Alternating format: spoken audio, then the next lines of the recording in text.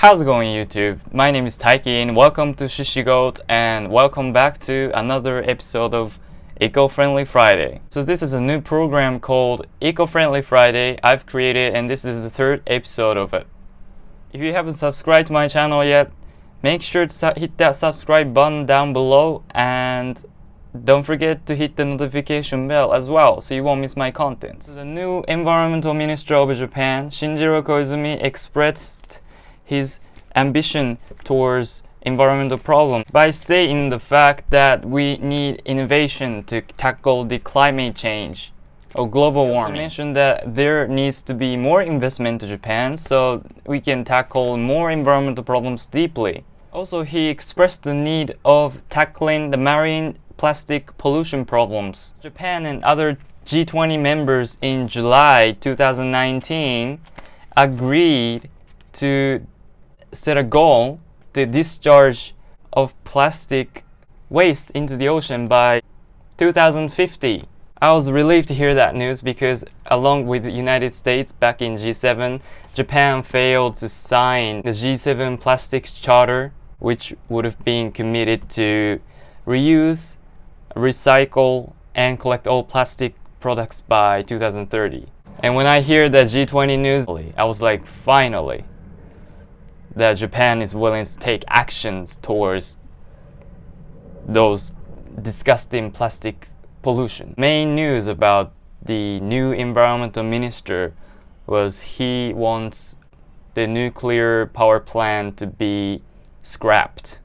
Because of the Fukushima nuclear disaster, there are contaminated water that the government had no choice but to dump it into the Pacific Ocean, which certainly is going to affect the ecosystem negatively in oceans and also pieces of South Korea.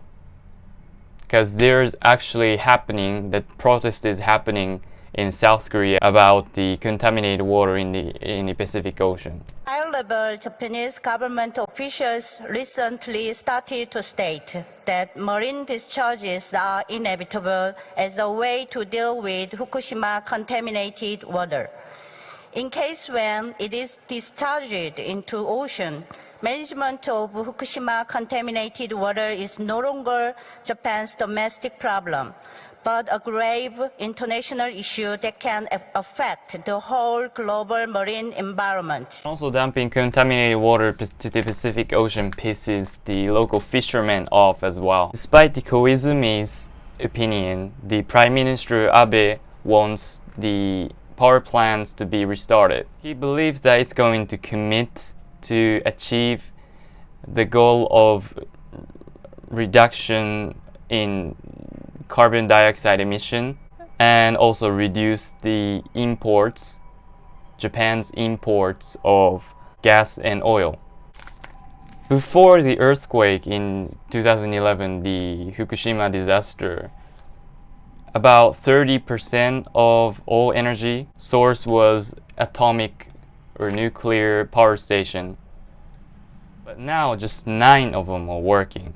But since Japan has very many earthquakes, I don't think it's suitable to have nuclear power station. Where Japan is located is in the Ring Fire arc, which there are many volcanoes and trenches that partially encircles the Pacific Basin, which accounts for about 20% of the world's earthquakes, magnitude of 6 to even greater than that. 20% of world's earthquakes can happen in Japan, so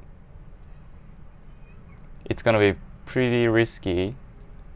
And even for the wildlife around them or contaminated water around them, it's gonna affect the environment very, very negatively. So I think it's very risky to have those power stations run by nuclear power. Anyway, thank you so much for watching. I hope you liked it. If you did, please give it a thumbs up and subscribe to my channel and also hit the notification bell as well. And please check out my blog as well. I started writing blogs If you go to shishigoat.com, you can look at my blogs, and I write about what I talk about on YouTube and also what I'm interested in.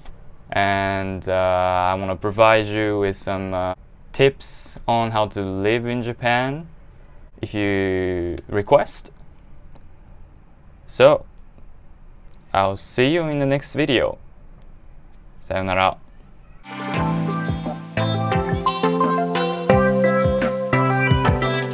you